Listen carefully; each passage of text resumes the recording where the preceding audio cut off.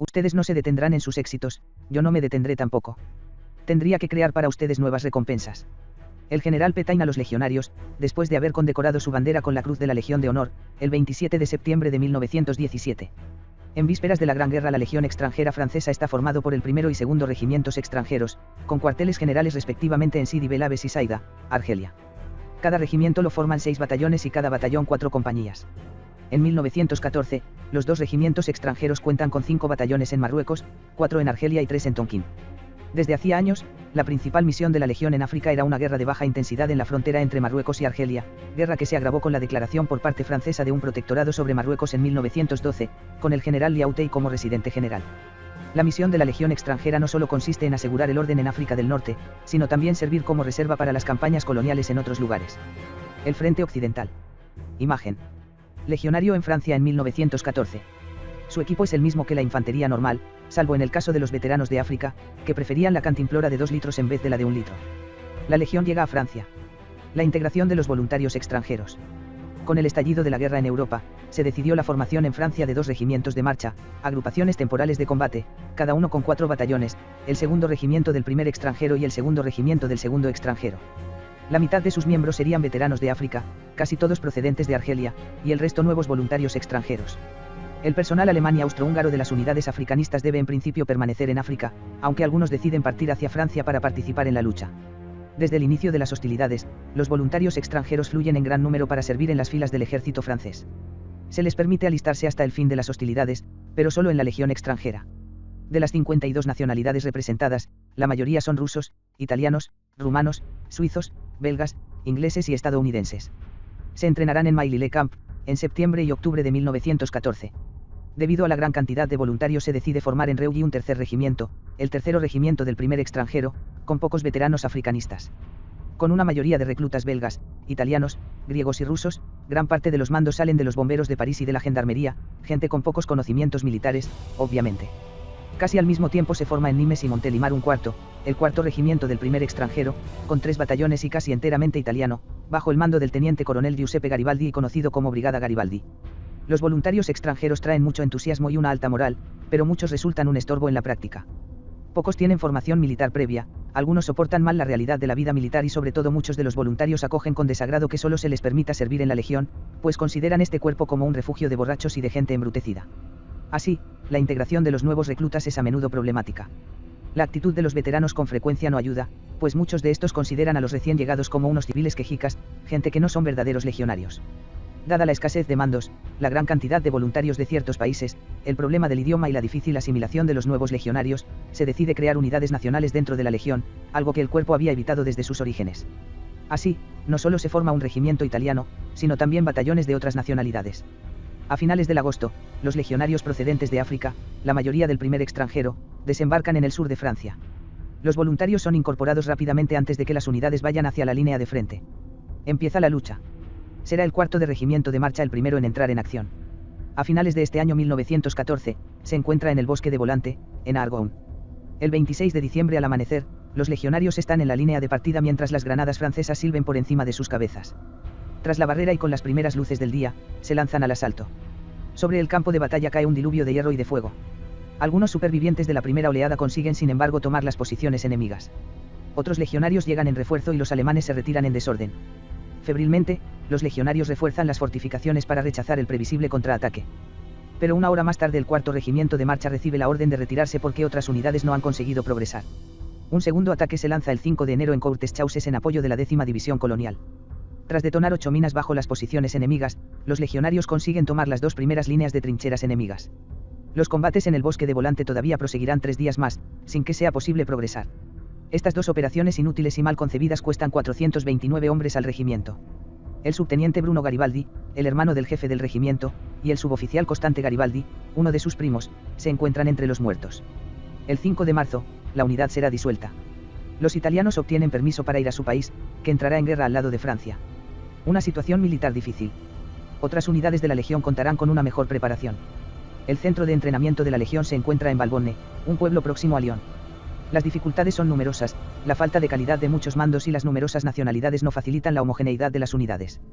Por otro lado, la experiencia de los combates en ultramar es de poca utilidad en las trincheras. Mejor armado y equipado, el combatiente alemán manifiesta una clara superioridad en los combates defensivos. Joffre decide entonces tomar la ofensiva a pesar de la falta de artillería pesada y de artillería de trinchera. Además, las existencias de municiones resultan insuficientes para llevar a cabo bombardeos artilleros eficaces. El peso de los ataques tendrá que descansar sobre las espaldas del infante francés. Los legionarios, como otros peludos, van a pagar el precio esta estrategia. Artois 1915.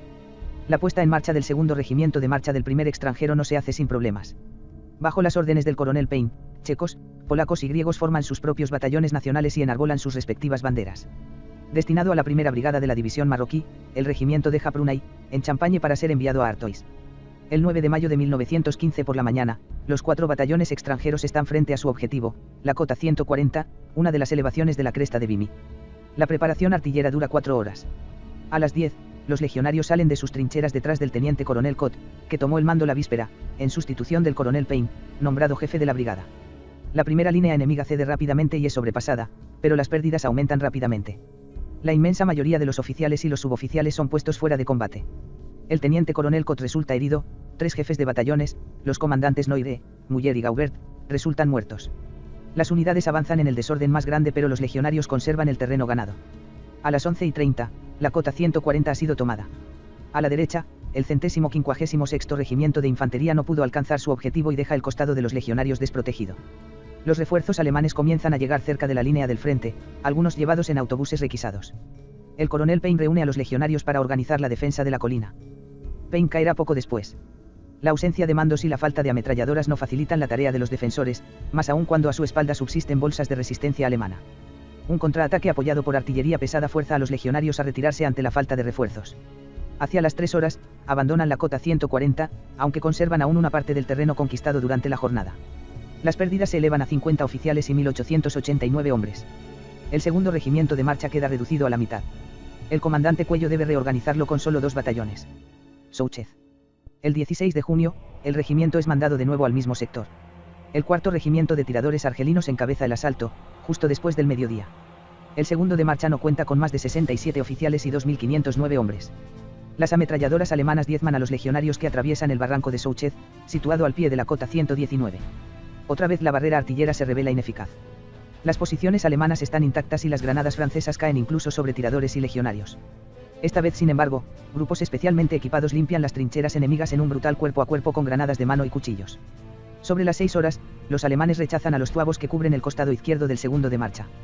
Por la noche, los contraataques prosiguen, sostenidos por violentos duelos artilleros.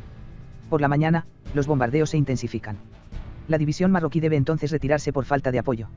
La vuelta por el barranco de Souchez diezma aún más las filas de la legión, que tiene unas bajas de 21 oficiales y 624 hombres. Para hacer que se muevan. Este batallón ya arrastraba fama de indisciplinado y será disuelto más tarde, reuniendo a los mejores elementos para la lucha en los Dardanelos.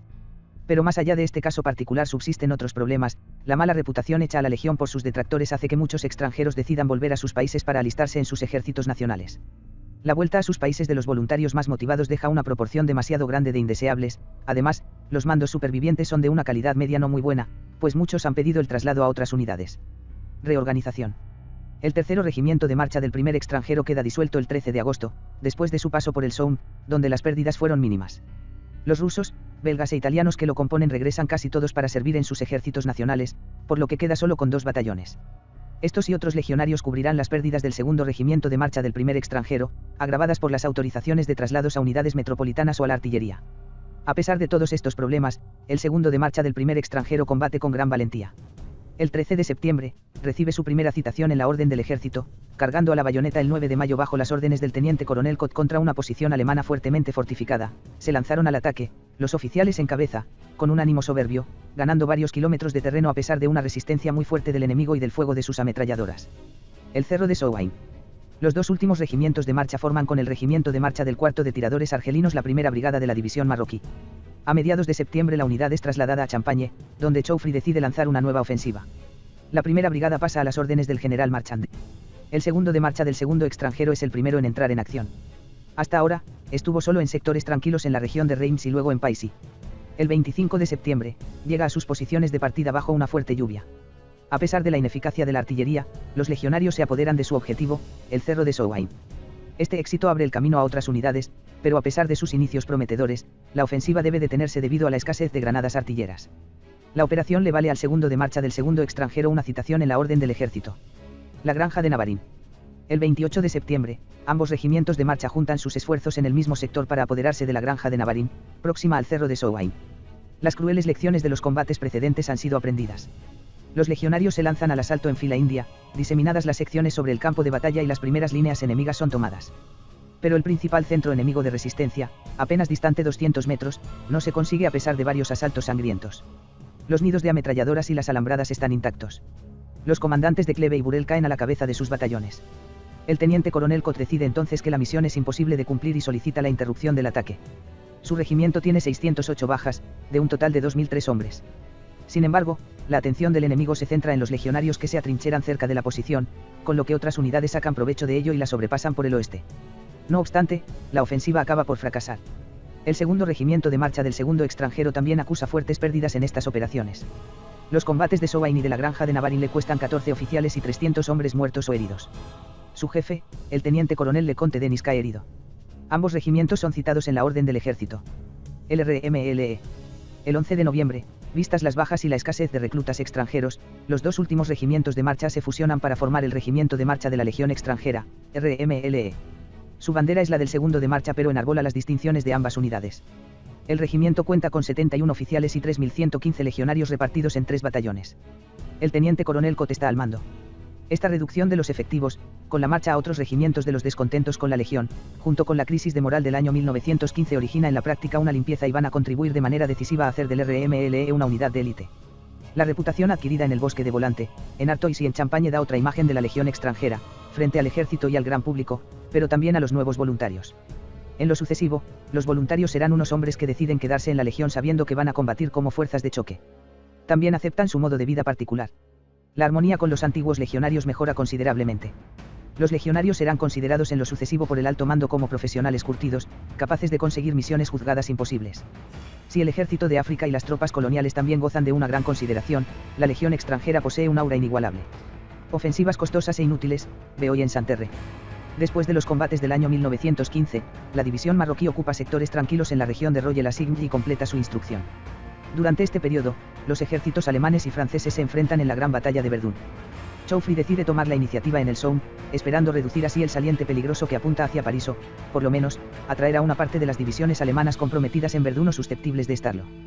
14 divisiones francesas y 26 divisiones británicas participan en la ofensiva. La preparación artillera dura 7 días.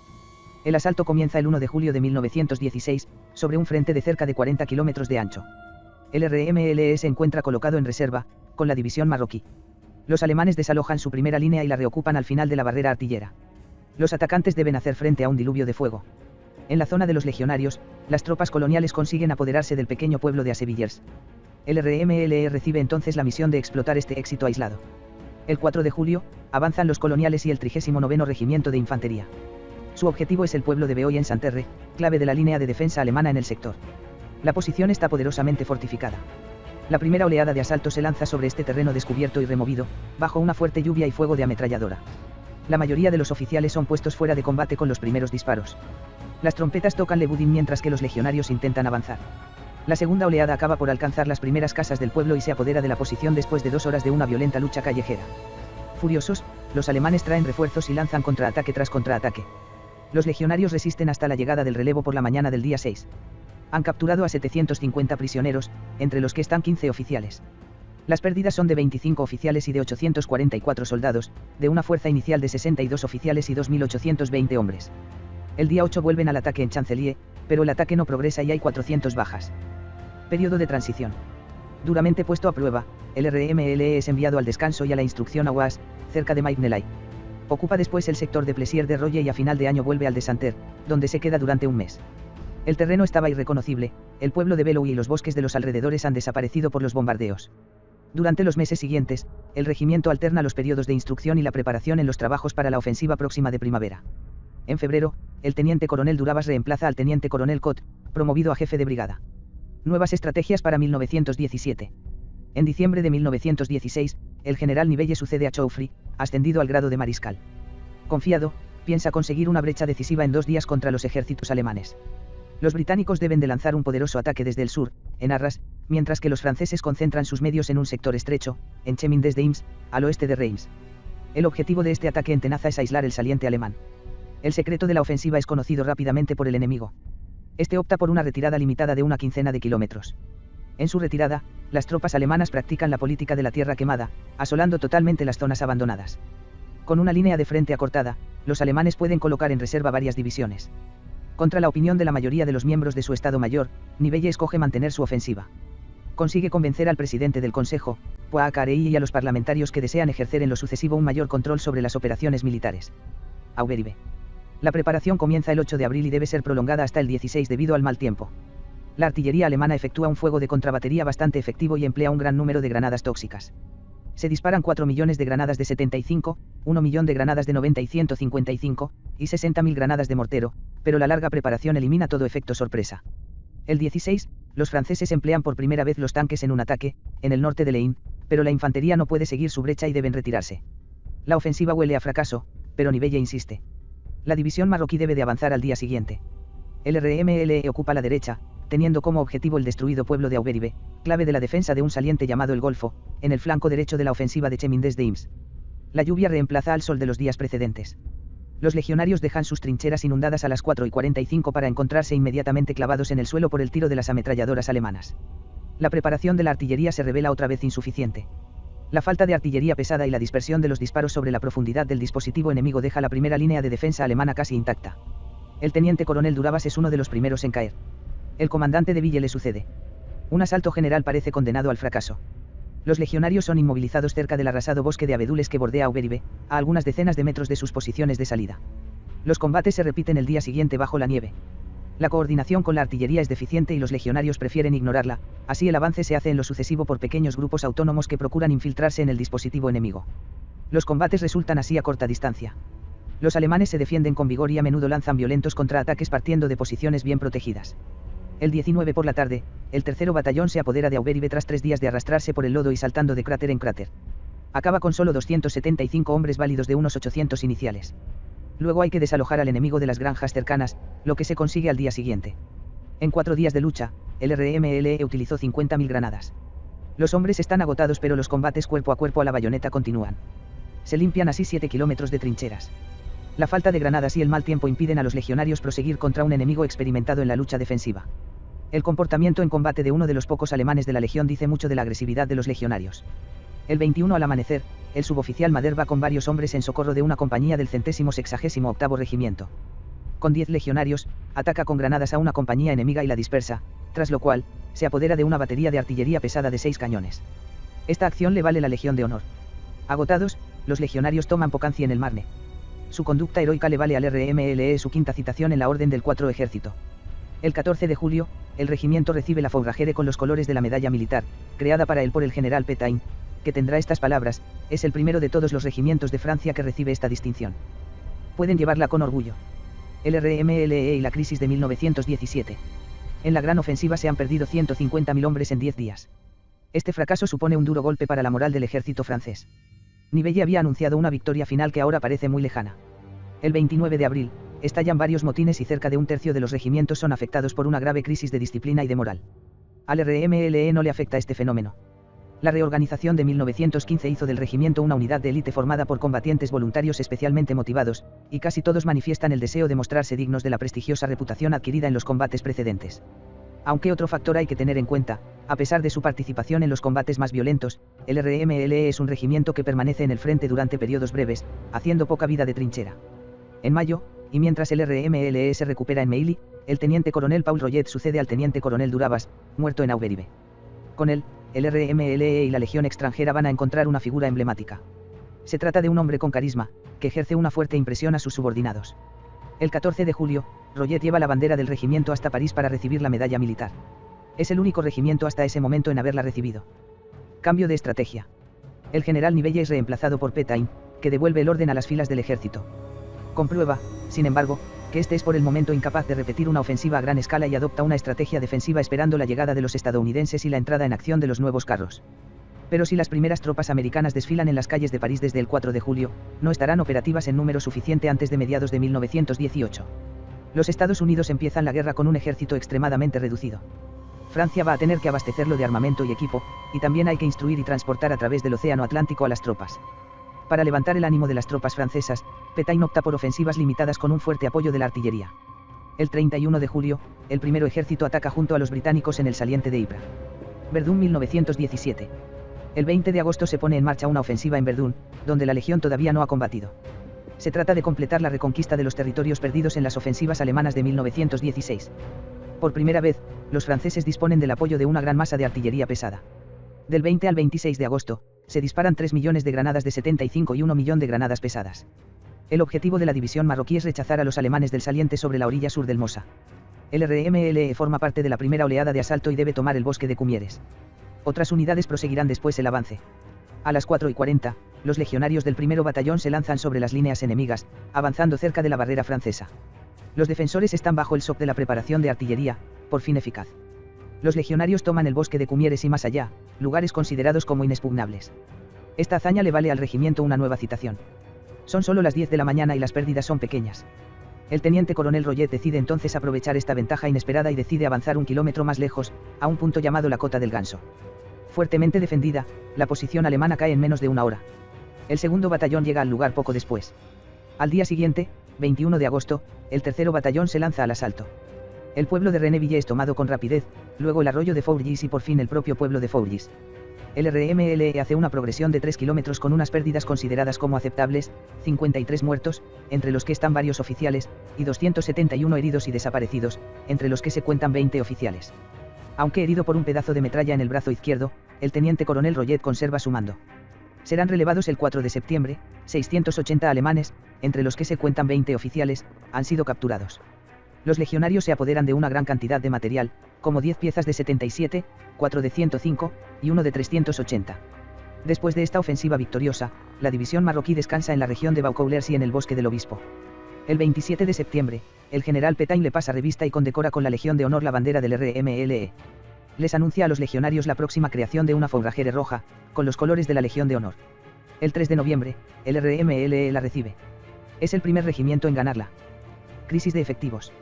Del 20 de octubre de 1917 al 17 de enero de 1918, la Legión se encuentra destinada en las trincheras de la región de Fleurus, y ataca con éxito el 8 de enero.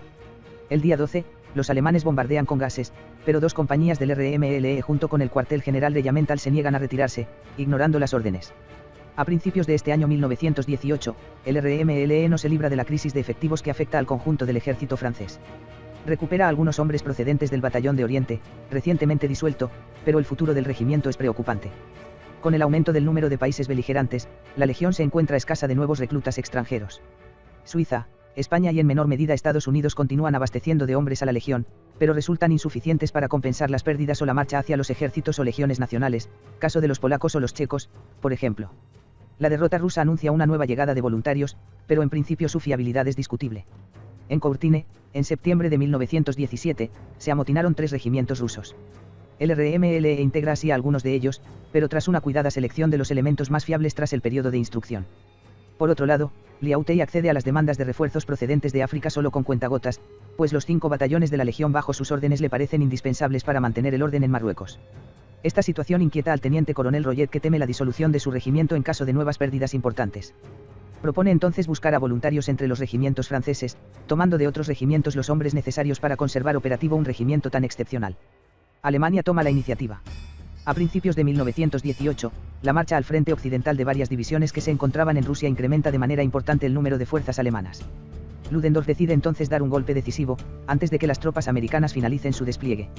Sus fuerzas de asalto emplean en lo sucesivo una táctica particularmente eficaz, un fuego artillero breve y violento de proyectiles tóxicos y fumígenos seguido de cerca por grupos de asalto que se infiltran en profundidad en las líneas enemigas, rodeando los puntos de resistencia dejados para la segunda oleada de asalto. Abundantemente provistos con granadas de mano y ametralladoras ligeras, estas tropas de asalto ya demostraron su eficacia en Rusia, Riga, en Italia, Caporetto, y en Francia, contraofensiva de Cambrai. Ante esta amenaza, británicos y franceses proponen ahora una defensa en profundidad, con una posición principal retrasada, idea copiada de los alemanes. Los puntos de resistencia adelantados deben de desorganizar a los atacantes, esperando el contraataque de las divisiones colocadas en reserva, como la división marroquí y sus legionarios. Angaren-Santerre. El 21 de marzo, los alemanes lanzan sus ejércitos segundo, 16º y 18º en el sector de San Quintín. Los ejércitos británicos tercero y quinto son incapaces de resistir a las 66 divisiones alemanas apoyadas por 6.000 piezas de artillería. Los alemanes consiguen abrir así una brecha de 50 kilómetros. Los ejércitos franceses primero y tercero forman el grupo de ejércitos de reserva que debe mantener el enlace con los británicos. La división marroquí llega a Villers-Breton-Neux, en el sector de Amiens, el 2 de abril procedente de Baucouleurs donde estaba descansando. El 25, el RMLE está en el ala derecha de la división y debe avanzar hacia el bosque de Hangar, situado en el norte del camino entre Amiens y Noyon. Los legionarios van a gozar del apoyo de los carros, británicos en este caso. Los alemanes se revelan sin embargo mejor preparados para un combate tan móvil. Los ametralladores alemanes de la 19ª división sacan provecho de la niebla y se infiltran entre los puestos avanzados franceses, mientras los carros se revelan incapaces de contenerlos, y sus disparos ciegan a los legionarios cuya progresión no pasa de 500 metros. Al final del día quedarán solo un oficial y 187 hombres del primero batallón en condiciones de combatir. El tercero batallón lo apoya, pero pierde a su jefe, el comandante Collin, y otros muchos son alcanzados en el bosque. Una lucha mortal tiene lugar en medio de la zona arbolada. Un contraataque alemán rechaza temporalmente a los legionarios, pero un nuevo asalto de estos hace que queden dueños del terreno al precio de 120 muertos, 497 heridos y 205 desaparecidos. Esta costosa hazaña le vale al regimiento su séptima citación. Defienden su posición hasta su relevo, el 6 de mayo, para retirarse luego a Versigny y Ermenonville. Al final, la ofensiva alemana se detiene pero la gravedad de la situación obliga a los aliados a colocar por fin un mando unificado. El 26 de marzo, el general Faasi es nombrado comandante en jefe del conjunto de las fuerzas en el frente occidental. Del 9 al 29 de abril, Ludendorff lanza una nueva ofensiva contra el ejército británico en Flandes. Con apoyo francés, esta también fracasa. En ambos casos, la artillería francesa resulta fundamental para sostener los contraataques. La Montagne de París. El 27 de abril, los alemanes lanzan la tercera ofensiva en el Chemin des Dames. Un bombardeo con hiperita neutraliza la artillería francesa. Los defensores pierden las primeras líneas y las pérdidas son importantes. El 29 de mayo, la división marroquí y el RMLE son enviados por carretera al oeste de Soissons, que acaba de caer en manos del enemigo. Se trata de bloquear su avance hacia Villers-Cotterêts y tomar posiciones sobre la cresta llamada Montagne de París. El ataque se pone en marcha de madrugada después de un breve pero violento bombardeo. Superiores en número, los alemanes consiguen tomar las posiciones de la legión. Escasos de municiones, los legionarios tienen 47 muertos, 219 heridos y 70 desaparecidos en 2 días de combates. Estas pérdidas vienen a añadirse a las del mes anterior que no han sido compensadas, 1.250 hombres. Sin embargo, el RMLE consigue mantener sus posiciones y bloquear el avance alemán en su sector. Saint-Mandry. El RMLE se traslada a los alrededores de Soissons. El 5 de junio, se instala en el barranco de Ambleny, en Courtanson, por delante de Saint-Mandry con el 4º regimiento de tiradores argelinos. El 12 de junio, tiene unas bajas de 36 muertos, 94 heridos y 5 desaparecidos sufriendo su último ataque alemán importante. Escaso de hombres, el regimiento se ve amenazado con ser sobrepasado por su costado derecho en Fosse-en-Haut. 2 compañías de infantería y una compañía de ametralladoras del 7º de tiradores argelinos, colocadas bajo las órdenes del teniente coronel Royet, consiguen restablecer la situación. Los cañones de 75 llevados sobre camiones y las reservas de artillería pesada golpean duramente a los alemanes. Tras la intervención cerca de Villers-Cotterêts de 5 divisiones americanas apoyadas por carros ligeros Renault FT-17, la ofensiva alemana fracasa. Pero Ludendorff ataca de nuevo el 9 de junio sobre el saliente de Max. Tras un débil éxito inicial, los atacantes son contraatacados por 4 divisiones francesas. La contraofensiva de Faasi. Como unidad experimentada, la división marroquí va a ser la punta de lanza de la ofensiva preparada por Faasi en Soissons. Pero Ludendorff se adelanta, y ataca una última vez el 15 de julio, cerca de Reims. La táctica de defensa en profundidad de Pétain contiene el avance alemán, a pesar de conseguir abrirse paso al oeste de Reims y atravesar el Marne en la región de Dourmans. Epernay resulta amenazado mientras que las reservas francesas están a punto de agotarse. No obstante, Faasi se niega a tomar fuerzas del 10º ejército de Mangin, reservado para la contraofensiva. La artillería y la aviación francesas machacan los pasos sobre el Marne para contener al enemigo. En la noche del 17 al 18 de julio, las 18 divisiones del 10º ejército y las 9 divisiones del 6º ocupan sus posiciones de salida entre Soissons y Château-Thierry. El ataque debe desarrollarse sobre un frente de 40 kilómetros, apoyado por una poderosa artillería, 68 escuadrillas y 545 carros de combate. Al RMLE se le encarga tomar la meseta de Domiers con el apoyo de carros ligeros Renault FT-17. El ataque comienza a las 4:45 del 18 de julio bajo una fuerte tormenta, sin preparación de artillería. El 2º batallón va en cabeza. El regimiento, apoyado por carros Renault y por las ametralladoras de la 104ª Escuadrilla de Caza, penetra profundamente en el dispositivo alemán y toma el objetivo. El 20 de julio, los legionarios alcanzan el camino de Château-Thierry a Soissons después de tener que atravesar el barranco de Chazelles-les-Chelles y tomar las posiciones enemigas de la Foulerie y de Aconin. Los alemanes lanzan entonces 3 contraataques partiendo de Buzancy. Apoyados por una fuerte artillería, los alemanes atacan la granja de Aconin, pero la defensa de los legionarios rechaza el ataque. Las bajas son de 780 hombres y el RMLE debe ser relevado por la noche. Estos 2 meses de combates le valen una octava citación. Con 17.000 hombres y 300 cañones enemigos capturados, la contraofensiva de Fahy es un éxito. Los alemanes desalojan el sur del Marne y se repliegan hacia el norte, penetrando la línea Hindenburg. El 8 de agosto, franceses y británicos golpean al enemigo en la región de Amiens. Después de este día negro, los alemanes pierden su capacidad ofensiva. Conscientes de la debilidad alemana, los franceses están dispuestos ahora a dar una serie de golpes decisivos para ganar la guerra en 1918. Aunque reducido a 48 oficiales y 2.515 hombres, el RMLE va a contribuir de manera importante a esta ofensiva final. El 1 de septiembre, llega al sector de la Faux para relevar a las fuerzas norteamericanas. Del 29 al 31 de agosto, estas intentaron sin éxito tomar los pueblos de Terny y de Sorny. El 2 de septiembre, la legión se apodera de la posición en pocas horas. El segundo batallón pierde a su jefe, el capitán de Lanurien. El día 5, el tercero batallón avanza y toma Neuville-sur-Margival. En los días siguientes, el avance se hace más difícil. Las compañías del regimiento cuentan como media con una cincuentena de hombres en condiciones de combatir. Otras unidades de la división marroquí también han sufrido muchas bajas, pero aún son capaces de un último esfuerzo para penetrar la línea Hindenburg. El 14 de septiembre, se reanudan los ataques y los alemanes ceden terreno. El 15 se toma el pueblo de Allemant y se captura a un batallón del 143º Regimiento de Prusia. Estos 13 días de combates ininterrumpidos le valen al RMLE su 9ª citación, pero también le cuestan la mitad de sus hombres, con 10 oficiales y 265 legionarios muertos, así como 15 oficiales y 1.143 legionarios heridos. Se consigue penetrar línea Hindenburg y el 26 el mariscal Fahy lanza una ofensiva general. El 5 de octubre, los alemanes abandonan definitivamente la línea Hindenburg. El RMLE se retira y reconstruye sus fuerzas en Rosières-aux-Salines y en Sault-sur-Esles-Nancy. El 26 de octubre, se pone en camino de nuevo para participar en la gran ofensiva que debe liberar Metz, pero el fin de los combates llega antes. El 11 de noviembre los legionarios se encuentran en Champenoux, un sector tranquilo. Honores a los héroes. Tras la lucha, los honores no se acaban para el RMLE. El 4 de noviembre, su bandera recibe la doble fourragère con los colores de la medalla militar y de la Legión de Honor, especialmente creada para la ocasión.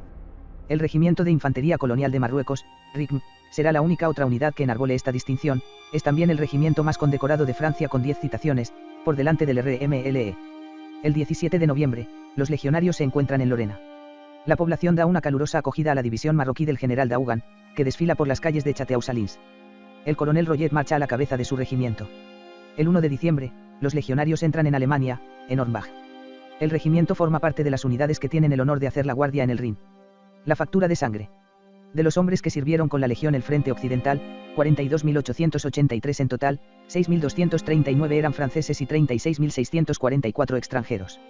Murieron en combate oficialmente 5.172, y unos 25.000 fueron heridos o desaparecidos. Muchos de estos, lógicamente, resultarían muertos. Por tanto, el porcentaje de bajas de la Legión fue de cerca del 70% del total de los que sirvieron en ella. Otros frentes. Los Dardanelos. La operación conjunta en los Dardanelos de 1915 es bien conocida. Mal conducidos desde el principio, los desembarcos en la península de Gallipoli se convierten pronto en un desastre. El primero extranjero y el segundo extranjero proporcionan cada uno 2 compañías para formar así un batallón de marcha integrado en el primero Regimiento de Marcha de África, al mando del teniente coronel Nieger. 2 batallones de zuavos completaban el regimiento, y formando parte de la 156ª División. El 28 de abril, los legionarios desembarcan en Sedulbar y se apoderan de los objetivos asignados, a pesar de las fuertes pérdidas. Esta acción le vale al batallón una citación, pero en junio debe ser retirado porque no cuenta con más de un centenar de hombres a cuyo mando está el suboficial León, tras un sangriento combate en el barranco de Kerebesdir. Todos sus oficiales han quedado fuera de combate. En diciembre de 1915, el conjunto del cuerpo expedicionario es reembarcado. Los Balcanes. La 156ª División es enviada a Salónica en octubre de 1915 para combatir en Serbia contra los búlgaros. Reconstruido en parte con los mejores elementos del batallón griego, disuelto después de su motín en Francia, y con 700 hombres llegados de Indochina en agosto, el batallón de la Legión entra en acción con su regimiento en los Balcanes. Con la entrada en guerra de Bulgaria al lado de los imperios centrales, la posición serbia se vuelve insostenible. Belgrado cae el 9 de octubre. 2 días más tarde, los búlgaros pasan a la ofensiva, cortándole el camino de Salónica al ejército serbio en plena retirada. Este tiene que llevar a cabo una penosa retirada hacia Albania. El 16 de noviembre, el batallón obtiene su segunda citación por un ataque al llamado Diente de Sierra. Pero la retirada posterior a través de las montañas bajo el frío invernal resulta terrible. De septiembre a noviembre de 1916, el menguado batallón participa en la ofensiva de las fuerzas serbias y francesas al oeste de Vardar. Entra en Monastir al mismo tiempo que la caballería serbia y gana en estos combates su tercera citación y la fourragère con los colores de la Cruz de Guerra. 3 meses más tarde, el batallón participa en el ataque de Trana Estena y se apodera de los objetivos asignados. Los contraataques búlgaros son rechazados, pero tras ellos solo quedan unos 200 legionarios en condiciones de continuar. Se decide entonces en octubre de 1917 disolver el batallón e incorporar a la mayoría de sus miembros al RMLE en Francia. Norte de Rusia. El armisticio no significa el final de los combates para la Legión. El primero regimiento extranjero debe de formar un batallón de marcha para reforzar las fuerzas expedicionarias francesas en el norte de Rusia. El batallón, formado en Arjángelsk por 4 compañías, 3 de fusileros y 1 de ametralladoras, se recluta localmente con un pequeño cuadro de mando francés, con el comandante Mounou al frente. Su primera compañía alcanza Oboserskaya en los primeros días de diciembre de 1918. La segunda compañía llega en marzo de 1919 y pronto entra en combate. Las bajas temperaturas hacen esta campaña particularmente dura. La tercera compañía y la compañía de ametralladoras llegan en julio. El batallón tiene como misión cortarle el paso al ejército rojo hacia Arjángelsk. Con la retirada aliada en octubre de 1919 el batallón será disuelto y el personal local pasará con su equipo a formar parte de los ejércitos blancos. Una nueva legión. El notable comportamiento de la legión extranjera en Francia pero también en Marruecos se traduce para el cuerpo en un enorme prestigio. En junio de 1919, un veterano de la legión, el general Mordac, se convierte en jefe de gabinete de Clemenceau. Se propone entonces reorganizar el cuerpo y crear divisiones de la legión extranjera, dotadas de caballería y de artillería. En noviembre, Liautey evalúa en 30.000 europeos los efectivos necesarios para controlar Marruecos y pide la expansión de la legión extranjera para satisfacer estas necesidades. Los regimientos de caballería y de artillería se crean por sendos decretos en 1920. Pero esta nueva legión de posguerra se encuentra frente a un problema de reclutamiento todavía más grave que durante la Gran Guerra, y habrá que esperar a la gran crisis económica de 1929 para disponer de los suficientes voluntarios para completar los regimientos y alcanzar el número de hombres que Liautey había solicitado más de 10 años atrás. El primero extranjero se queda en Sidi Bel Abbes, que se convierte en centro administrativo y de formación. El segundo extranjero deja Saida para ir a Meknes. El regimiento de marcha de la Legión extranjera, RMLE, se convierte en el tercero extranjero y se establece en Fez, en enero de 1921.